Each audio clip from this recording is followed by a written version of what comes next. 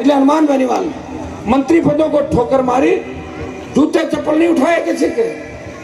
और ये इसी का परिणाम कि तेजाजी महाराज का जयकारा राजस्थान की विधानसभा से दिल्ली तक लेके गया और पूरे देश को संदेश दिया, मैं उस वीर तेजाजी महाराज का भक्त हूँ जिन्होंने 1000 साल पहले गायों की रक्षा करते हुए अपने वचन के खातिर प्राण न्यौछावर कर दिया।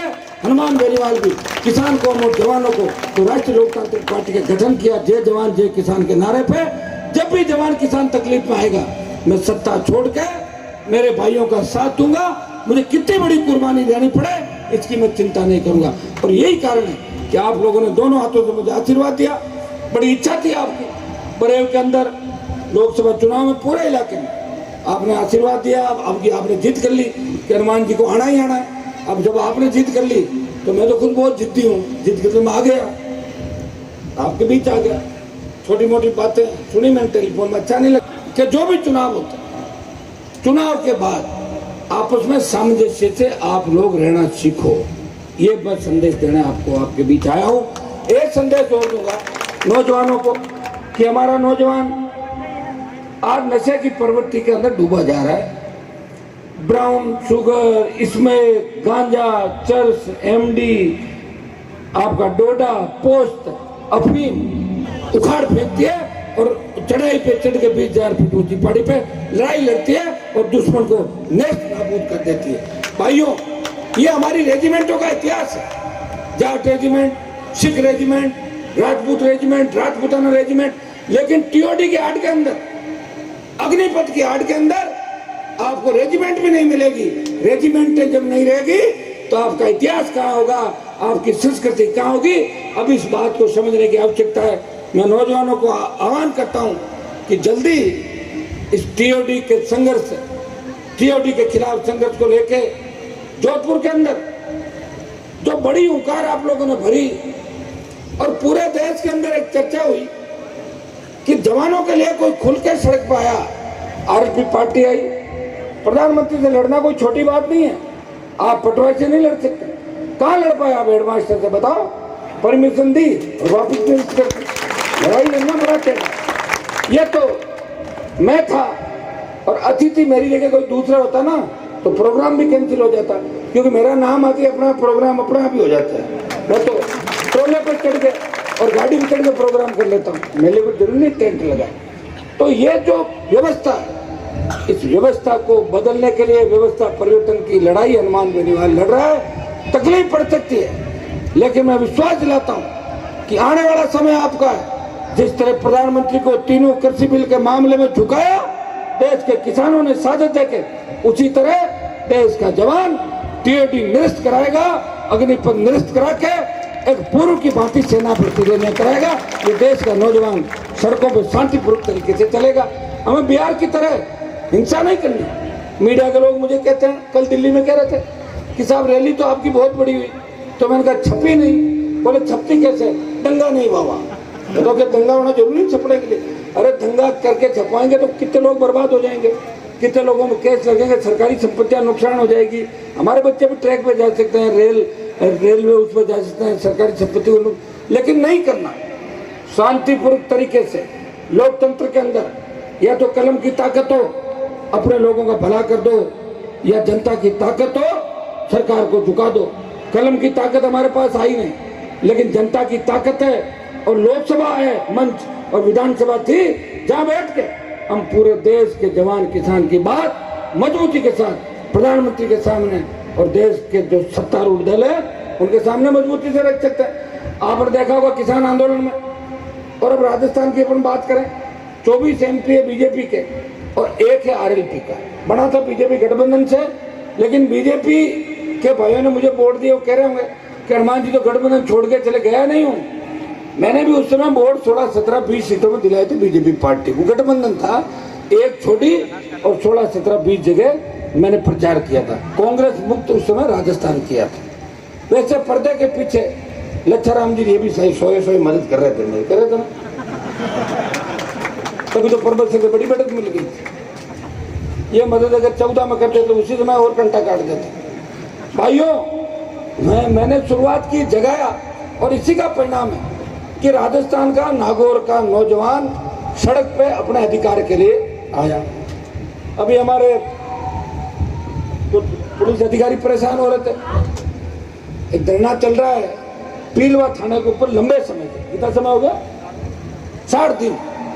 अब आप बताओ कि धरनों का इतिहास बनता जा रहा है नागौर के अंदर। 60 दिन, 100 दिन, 41 दिन मैंने दिया था कलेक्ट्रेट पे जब वसुंधरा मुख्यमंत्री बनी। तो मैं कई लोगों को पूछता हूँ, आप इतना धरना क्यों दे रहे हो? कि साहब आप अपना रिकॉर्ड तोड़ रहे हो। मेरा तो टूट गया, 60 दिन हो गया, 41 से 60। मैं पुलिस अधिकारियों को भी कहना चाहूंगा, मैं बात करूंगा आपके अधिकारियों से, आईजी से करूंगा, डीजी से करूंगा, एक बार जो भी मामला है पीड़ित पक्ष को सुन के आप लोग जाके उनसे बात करें, उनकी क्या मंशा है। हम भी बात करते हैं, कोई ऐसा रास्ता निकले कि परिवार परेशान नहीं हो और आरोपी सलाखों के पीछे हो, ऐसा रास्ता निकलना चाहिए। ये प्रयास आप लोगों को भी करना चाहिए, हम भी ये प्रयास करेंगे कि वो अकेले नहीं है, हम सब साथ हैं। हम सब के बीच में बात भी हुई थी। मैं धन्यवाद दूंगा परबतसर के नौजवानों का कि हर चीज के अंदर मजबूती के साथ कोई सा भी आंदोलन, कोई सा भी कार्यक्रम, आप लोग मजबूती के साथ खड़े हो। आप हो सकता है कि गांव के अंदर कांग्रेस आरएलपी एकजुट हो जाए, लेकिन मेरे जहाँ जरूरत एक साथ आ जाते हो। मैंने देखा यहाँ पे, ऐसा समझे से देखा मैंने परबतसर में, नागौर जिले में, कई जगहों पे।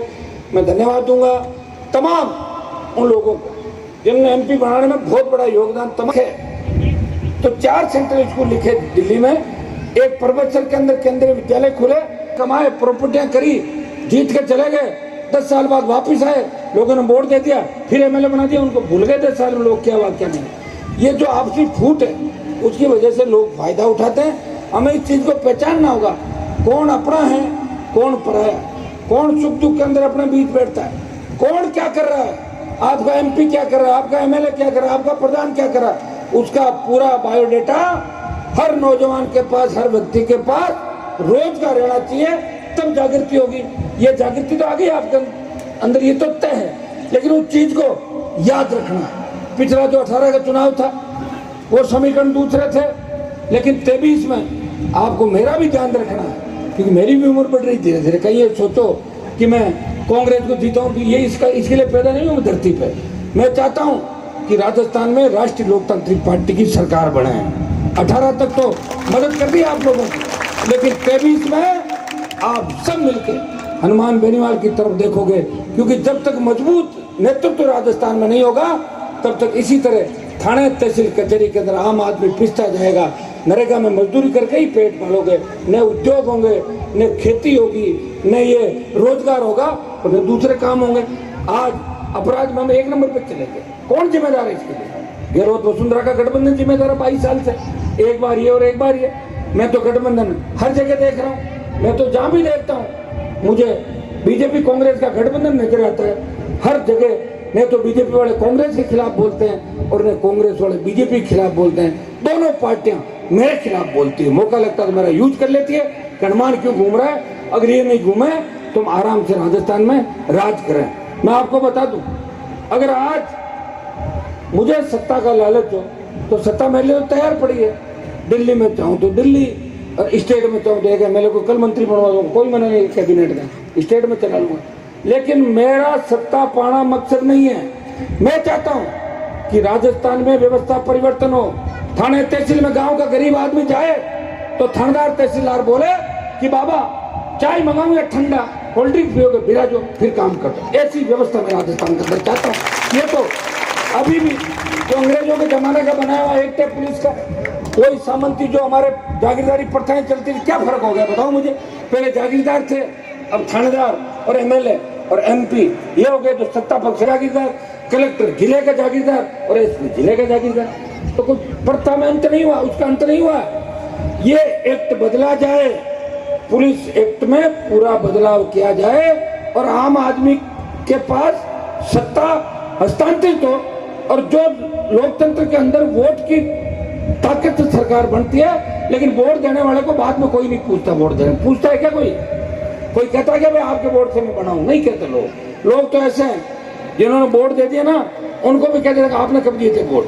या कह रहे हैं ना परमेश्वर में आपसे बताओ, कांग्रेस वालों ने वोट भी ले लिया, कह रहे आरएलपी वालों ने कब वोट दिए? तो 23 का चुनाव आ जाएगा, पता लग जाएगा। कईयों को तो लग गया और कईयों को लगा दूंगा, लिस्ट बना रखी मैंने। 1 2 3 4 5 6 7 8 9 10 12 15 बाड़मेर से लेके भरतपुर तक जिन जिन्हें बदमाशी करी सबको घर बिठा देंगे ना घर। अब मैं आप तो मेरा ध्यान रखना, मैं जिधर चलूँ उधर चलना है, कहीं ऐसा नहीं मैं उधर चलूँ आप इधर चल दो। वो लड़के कहते हनुमान जी ने जोधपुर की रैली में ऐसे कह दिया, वो तो प्यार से कहा था मैंने। पोल पर चढ़ रहे बच्चे, बताओ पोल पर बिजली का करंट लगा हुआ था, बरसात आ रही थी, तो मैंने कहा पोल से नीचे उतर जाओ, जो पोल से उतर जाएगा उसे मैं अपने हेलीकॉप्टर में बिठाऊंगा, ये कहा था, सुना था आपने।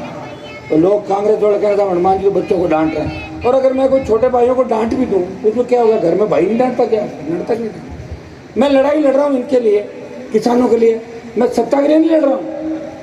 मैंने कभी ये नहीं कहा कि मुख्यमंत्री कौन बने कौन नहीं बने, मैंने कहा किसान का बेटा मुख्यमंत्री बने, असली किसान का बेटा मुख्यमंत्री बने।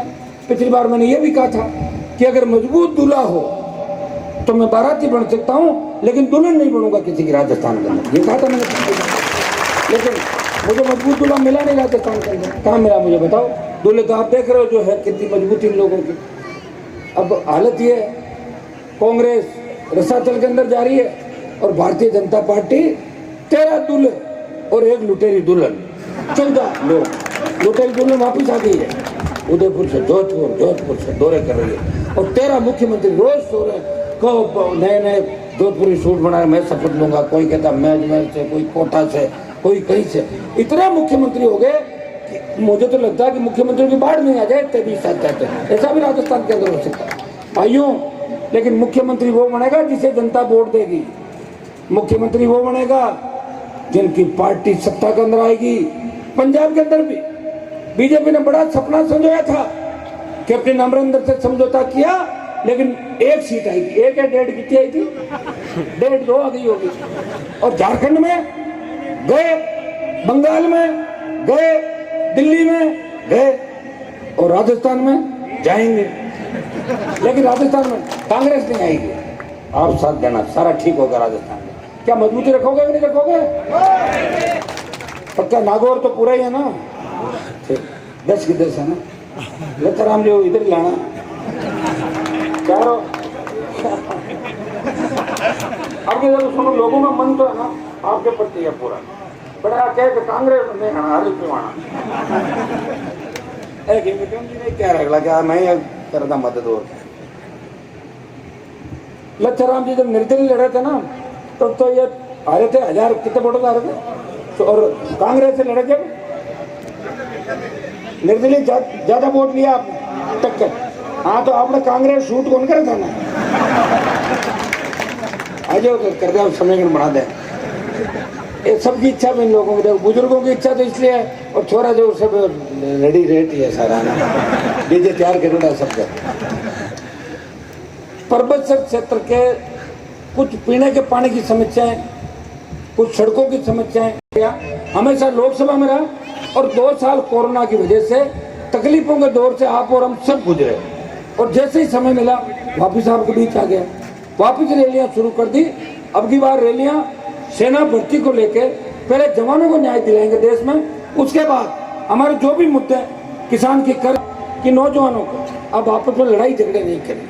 आज हम जो 50 साल पहले आपस में लड़के एक दूसरे का कत्ल कर देते थे, आज भी अगर हम लड़के आदमी को मार दे छोटे स्वार्थ के लिए, तो मुझे नहीं लगता कोई जागृति आई होगी। ये जागृति नहीं है। इस बात का विशेष रूप से किसानों को ध्यान रखना है, हमारे बच्चों को ध्यान रखना है कि छोटी मोटी बातों पे बड़ा झगड़ा किसी को नहीं करना है। और राज करने वालों के 50 मीटर 100 मीटर के घेरे में बैठ के ऐसी व्यवस्था बना देंगे राजस्थान के अंदर कि 12 बजे भी हमारी बहन बेटियां सड़क पे निकले, मजा ले, कोई सामने देख ले, और ऐसे लगेगा जैसे अपने घर के आंगन के अंदर घूम रही है। भय मुक्त, भ्रष्टाचार मुक्त राजस्थान, कर्ज मुक्त किसान, हर हाथ को रोजगार, डिग्री से पहले रोजगार की गारंटी, और कानून का राज, और किसान को उसके हक और अधिकार। भारतमाला योजना आई, आपके यहाँ से तो नहीं आई, ओसिया और यूं इधर होके बाड़मेर की तरफ से निकली है। चलते चलते मेरे से सर्टिफिकेट मांगते हैं कि हनुमान जी आप तो अपने जाति की बात करते हो। अब आप ये बताओ, जो सेना का आंदोलन मैं कर रहा हूँ देश में, कितने रेजिमेंटों का नाम ले रहा हूँ, और सेना में हर जाति का आदमी है नहीं, बताओ है ना। सेना में जब गीत गाया जाता है तो सेना का आंदोलन हनुमान बेनीवाल कर रहा है। और जब देश का किसान सड़क पे था, यूपी, हरियाणा और पंजाब के किसान नेताओं ने कहा कि हनुमान जी, आप अगर मोदी का साथ छोड़ दो तो तीनों बिल वापस जाएंगे। मैंने कहा, मेरे शाहजहांपुर हाईवे जाम करने से अगर मोदी मानता है तो हनुमान बेनीवाल अभी सत्ता छोड़ता है। मैंने सत्ता छोड़ी और तीनों कृषि बिल वापस करा। इस तरह मंत्री पद देश में बहुत कम लोगों ने छोड़ा होगा। जिस तरह तेजाजी महाराज ने वचन के खातिर अपने प्राण न्यौछावर किए, हनुमान बेनीवाल ने भी अपना वचन निभाया कि किसान कौम को जब भी जरूरत पड़ेगी, जवानों को जरूरत पड़ेगी, वो सत्ता छोड़ के जवान और किसान के लिए सड़क पर आ जाएगा 1 मिनट का। मेरे नेता MP कहाँ मिलेगा आपको? गाड़ी में चलते चलते मुझे कोई लगता है कि घटना हो गई, वहीं बैठ जाता हूँ, वही चालू हो जाओ। मैं पूछता नहीं कि कोई आदमी आएंगे, चलो भाई क्या बात होगी, बैठो, उनको न्याय दिलाओ। ऐसे नेता कम मिलते हैं। लेकिन ये भी एक उम्र का पड़ा, ऐसे नहीं मैं कोई 80 साल का हो जाऊंगा, यही काम करता जाऊँ, हो नहीं सकता भैया। 20 साल कैसे निकला मेरा जी जानता है। 6 महीने नहीं निकलता। 1 महीने में अगर 3 दिन थाने का थानेदार नोटिस देना किसी को, तो अगला आदमी गांव छोड़ के भाग जा रहे। रोज रोज थाना में फोन आ रही है, सिपाही छोड़ के भागता नहीं भागता। 4 बार तो मुख्यमंत्री से लड़ा, 2 बार वसुंधरा से लड़ा और 2 बार गहलोत से लड़ा। गहलोत के बेटे को हरा के उस संदेश दिया कि किसान विरोधी अशोक गहलोत का सारा जो बदलाव हनुमान बेनीवाल ने उसके बेटे को हरा के राजनीति के अंदर लिया। और वसुंधरा, जिसके नाम से लोग कांपते थे देश में, उसे लड़ाई लड़ी, उसे दूर का रास्ता दिखाया और किसान के बेटों को सत्ता के करीब लेकर आया। उस सत्ता के नजदीक आप आ गए हो, सेमीफाइनल के अंदर आ गए हो। फाइनल मैच खेलना है। अगर जानबूझ के सेमीफाइनल हार गए तो फाइनल में नहीं पहुंचोगे। और दृढ़ इच्छा शक्ति रखी और ये रखा कि जिस तरह क्वार्टर फाइनल जीते हैं, सेमीफाइनल जीते हैं, हमें फाइनल भी जीतना है। तो 23 के अंदर सत्ता आपकी होगी, आपके बिना सरकार नहीं होगी। इतना विश्वास मैं आपको बड़े हो तो परमेश्वर के अंदर दिलाने के लिए आया हूँ। आप लोगों का बहुत बड़ा ऋण है परमेश्वर का। मेरे साथ आने से तो 6-8 महीने तो कांग्रेस में और रहे और कांग्रेस को खोखला करें और उसके बाद कूद के इधर आ जाए। आप कोई दिक्कत नहीं, आराम से। जिस तरह कांग्रेस ने आपको धोखा दिया, जिस तरह भाजपा ने धोखा दिया, मौका आने पर दोनों को धोखा देके और पूरा बदला सूद सहित हमें 23 के अंदर लेना है। इस चीज का ध्यान आपको रखना है। हनुमान बेनीवाल के संघर्ष को याद रखना है। एक गांव की स्कूल से पढ़ा नौजवान जिसने एक जयकारे के साथ सत्ता का रास्ता इस किसान कौम को राजस्थान में दिखाया, दिल्ली में आपका मान सम्मान बढ़ाया। अब लोकतंत्र में सत्ता की, जनता की ताकत से तो सरकारों को जुड़ा था। मैं बीजेपी के नेताओं की तरह नहीं हूँ। बीजेपी के नेताओं घर जाओ तो कहेंगे हमारा राज नहीं है। और राज था जब क्या किया तुमने बताओ तो? राज था जब दूसरे कामों में मस्त रहे और अब कहते राज नहीं, और वापिस आएगा वही करोगे बर्बादी, रसा धर्म डुबो दिया। लेकिन मैं हर व्यक्ति को कहता मैं तुम्हारा काम करूंगा, प्रयास करूंगा, मिल बैठ के रहो, जुड़ के रहो।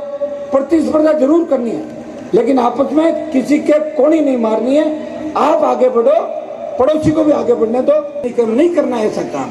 हो गए अगर ऐसी बात कहीं आए तो भी बूढ़े बुजुर्गों को इन बातों को समझाना है, बराबर का अधिकार है। और आप एक चीज को याद रखो कि अगर वोट का अधिकार अनपढ़ लोगों को दिलाया देश के अंदर तो अंबेडकर, बाबा अंबेडकर ने वोट का अधिकार अनपढ़ लोगों को देश के अंदर दिलाया। इस बात को हमेशा हमें ध्यान में रखना और सबको मिलजुल के काम करना। बहुत ही अच्छा।